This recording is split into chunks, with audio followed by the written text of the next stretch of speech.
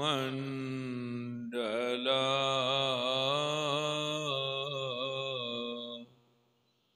कारम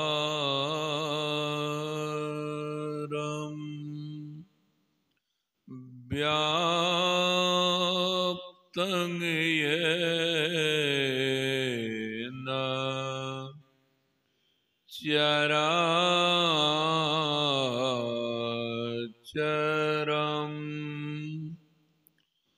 तत्पदं दर्शितं येन तस्मै श्री गुरवे नमः। तस्मै श्री गुरवे नमः।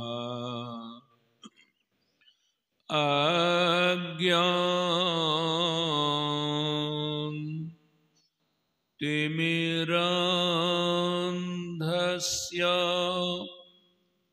ज्ञानाञ्जनशलाकया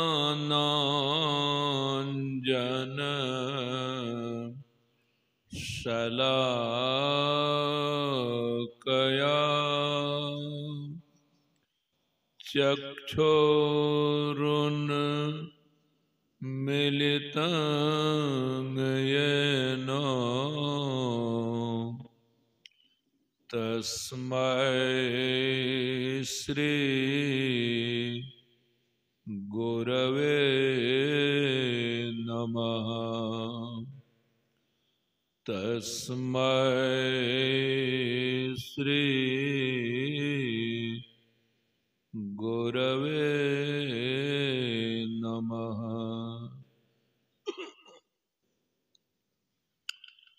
परम आदरणीय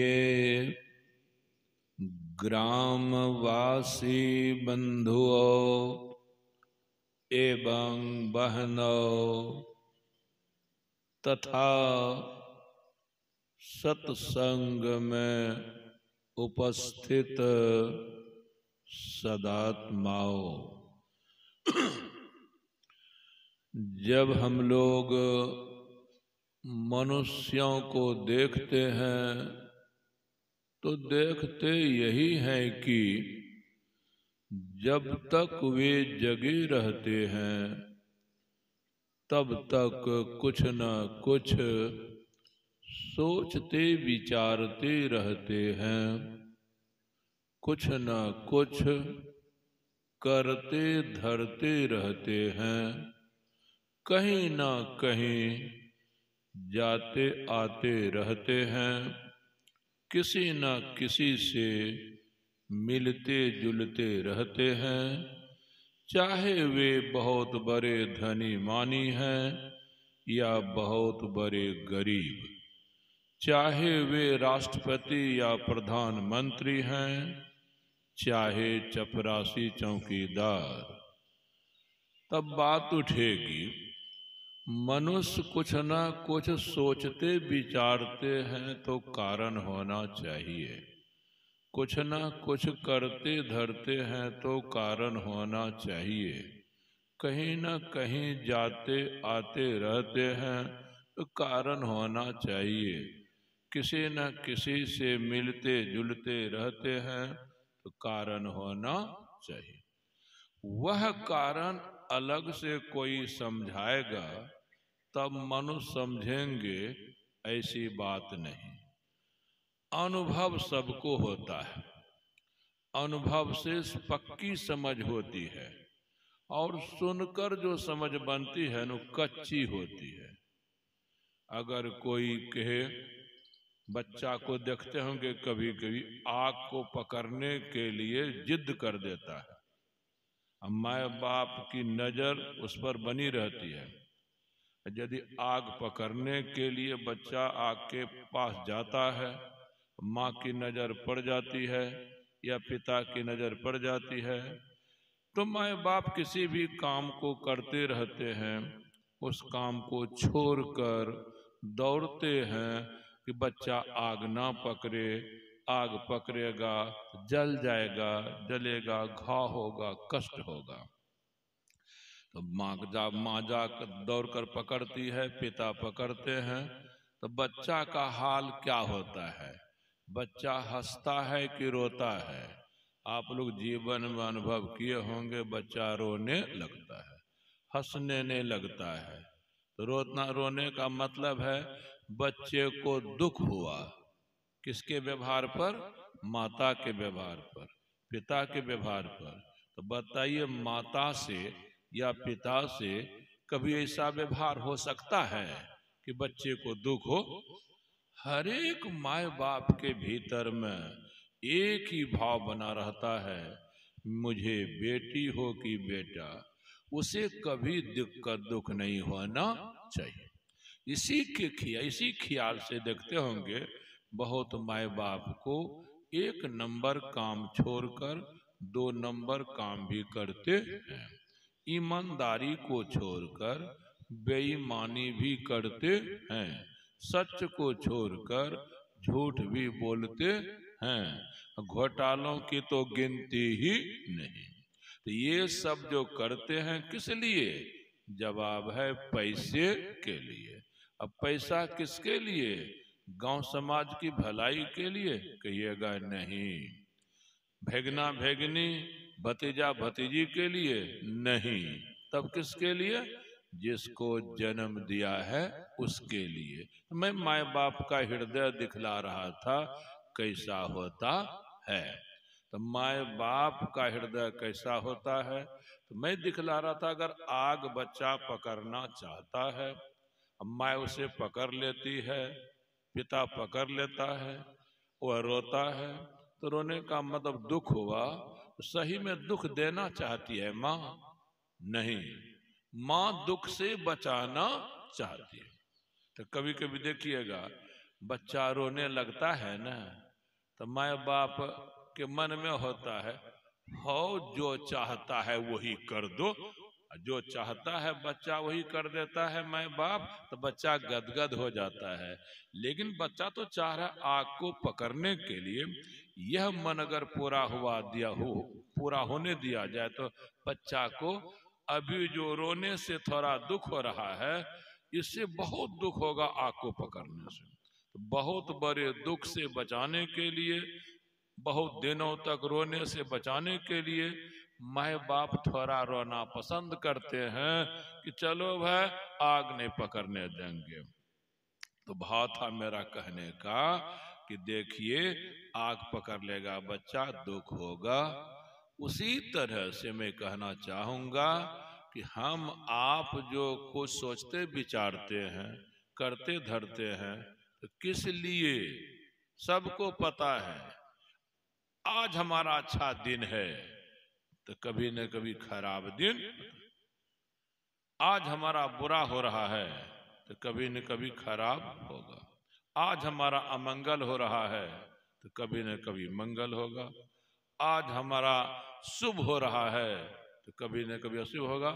किसी का भी जीवन क्यों ना हो, हम बोल दिए हैं प्रधानमंत्री का जीवन, राष्ट्रपति का जीवन सभी सुरक्षाओं से भरा, सभी सुविधाओं से भरा हुआ, लेकिन जीवन में कभी कभी ऐसी घटना घट जाती है ना कि लेने के देने पड़े।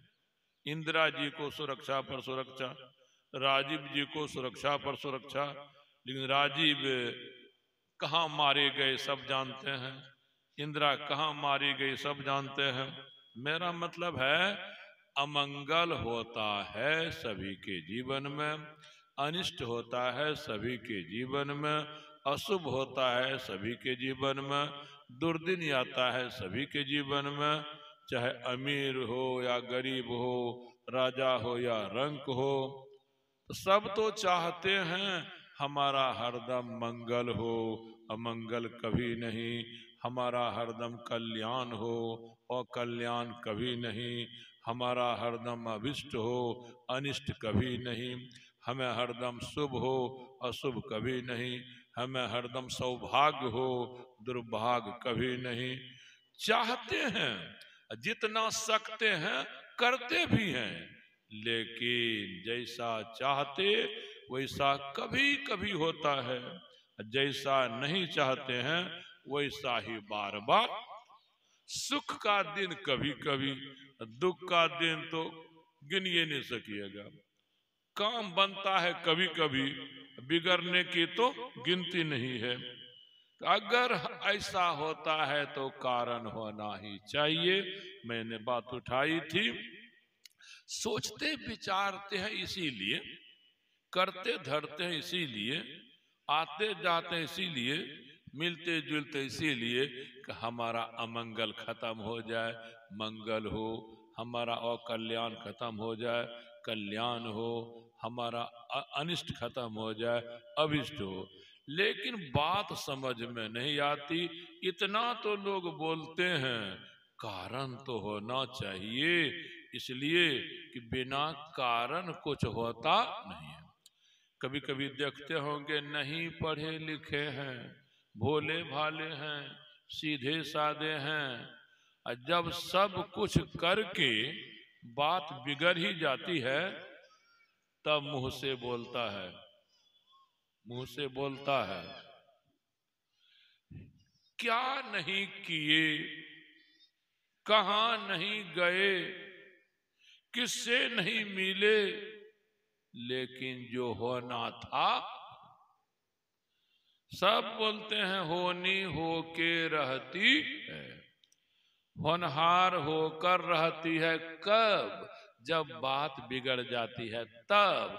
चाहता था हमारी बात बने, बहुत उपाय करने पर बात बिगड़ जाती है, तब कहते हैं अंत में होनी होके रहती है। तेरे भैया जब होनी होके रहती है तो होने का कारण होगा ना, बिना कारण से कुछ नहीं होता है। तो होने का कारण क्या है, इसका पता क्यों नहीं लगाते हो? यहाँ वहां किस लिए जाते हो, इससे उससे किस लिए मिलते हो? कि हमारे जीवन में जो ऐसा हो रहा है, इसके कारण को समझें, निवारण को समझें। डॉक्टर के यहाँ क्यों जाते हैं? देखते हैं 6 महीना से हमारा स्वास्थ्य खराब हो गया, तो कारण तो होगा ना। तो हम लोग तो डॉक्टरी विद्या जानते। बच्चे को तो हटाओ ना, शंकर हटाओ वहां से। तो डॉक्टर के पास जाना जानने के लिए, समझने के लिए कौन रोग हमको हो गया है। तो डॉक्टर जांच कराते हैं, जांच करा के तब देखते हैं यह हुआ वह हुआ, यह रोग वह रोग, यह दवा वह दवा।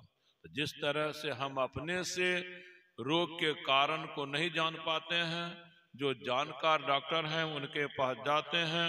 उसी तरह जीवन की जो बात समझ में नहीं आवे, कितनी ही बुद्धि हो, कितनी चतुराई हो, कोई तो जरूर होगा दुनिया में बता देगा।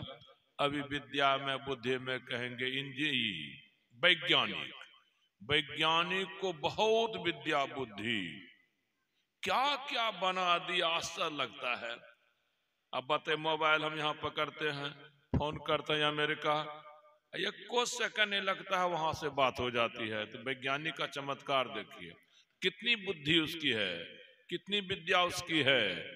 इतनी विद्या बुद्धि वालों से भी पूछिए कभी कभी, आप तो वैज्ञानिक हैं, आपका नाम तो पूरे संसार में फैल गया है, लेकिन मेरे जीवन में यह घटना फलना दिन घटी, इस घटना का कारण तो होगा वैज्ञानिक महोदय। कहेंगे कारण होगा, तो ये आप तो बहुत विद्या बुद्धि वाले हैं, थोड़ा बताइए वह कौन सा कारण रहा होगा हमारे लिए ऐसा हो गया। वहां देखिएगा वैज्ञानिक कहेंगे हमारी विद्या बुद्धि से बाहर की बात है। हम जो विद्या पाए हैं, हम जो बुद्धि पाए हैं, हमको टेर नहीं लगता है कि ऐसा क्यों हो गया। तो मतलब उसकी विद्या बुद्धि से पार की बात है, लेकिन कारण होना ही। तब कहाँ जाएंगे पूछने के लिए? वैज्ञानिक के पास गए, जवाब नहीं मिला। मनोवैज्ञानिक के पास गए, जवाब नहीं मिला। जवाब होगा, जवाब होगा। कहाँ होगा? कहिएगा भौतिक विज्ञान में जवाब नहीं है, भौतिक साइंस में जवाब नहीं है। अध्यात्म विद्या जो है, मेटा साइंस जो है, मेटा फिजिक्स जो है, उसको जब वैज्ञानिक पढ़ेंगे ना जवाब मिल जाएगा। मेटा साइंस कहाँ है? वेद, उपनिषद, शास्त्र, पुराण, गीता, रामायण, बाइबिल, कुरान, इनको जब लोग पढ़ेंगे तब पता चलेगा ऐसा जो हुआ हम लाख उपाय बचने के लिए किए, क्यों हुआ? तब कारण का पता चलेगा। वहां निवारण भी है, जहां कारण रहता है वहां निवारण है। मनुष्य को भूख लगी तो क्या चाहिए? अन्न। तो भूख बनी तो अन्न भी बना, समस्या है तो समाधान है। प्यास बनी तो पानी भी बना, समस्या समाधान है। उसी तरह से जो भी अच्छा खराब हम आपके जीवन में होते हैं, बात है समझना में समझ ना पाए, लेकिन कारण है। अमंगल क्यों हो गया, अनिष्ट क्यों हो गया, अशुभ क्यों हो गया, मंगल क्यों हो गया, शुभ क्यों हो गया, सौभाग्य क्यों हो गया? कारण है। कितने कभी कभी देखते होंगे अच्छे अच्छे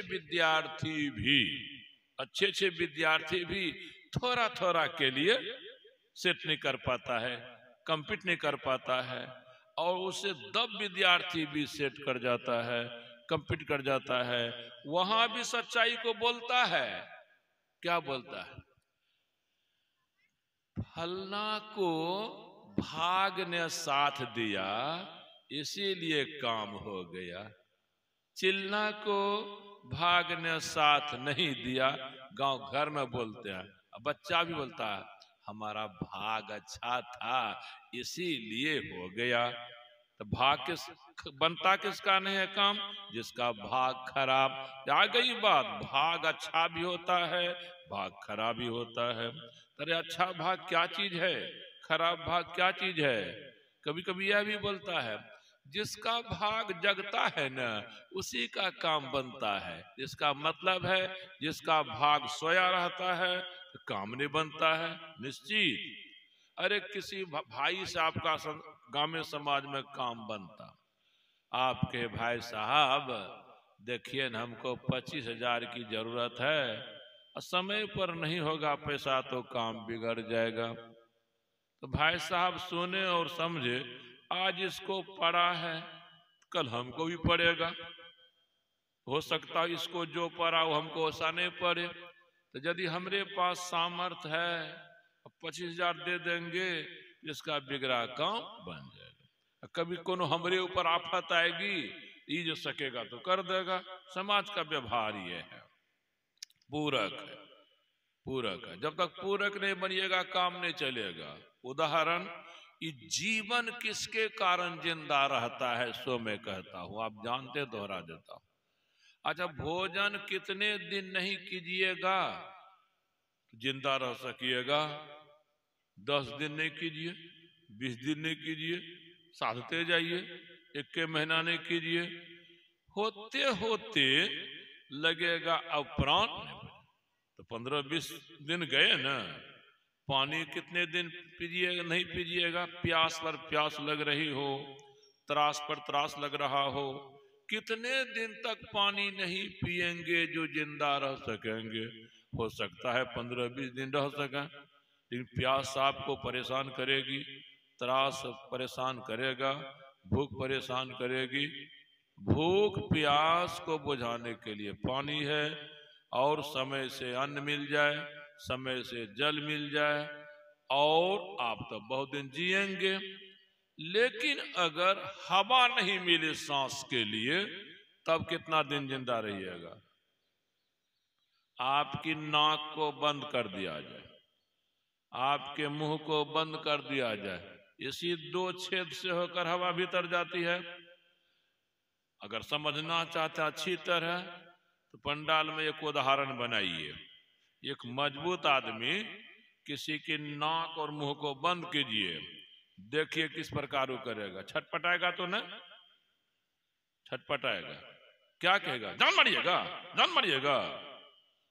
क्यों? हवा अगर नहीं मिले 2 मिनट तो प्राण प्राण खत्म, प्राण खत्म। मैं दिखला रहा हूं, हवा नहीं मिला प्राण खत्म, अन्न नहीं मिला प्राण खत्म, जल नहीं मिला प्राण खत्म। तो ये सब आवश्यक बात है। मैं यह कहना चाह रहा हूं कि मैंने बात जो उठाई है कि तब समझ में बात कैसे आएगी, कैसे समझ में बात आएगी जीवन की? तो हमने कहा धर्म ग्रंथ को पढ़ना होगा, पढ़ाने वाले का संग करना होगा, तब सही में निवारण का। तो मैंने उठाई थी कारण है, तो उसका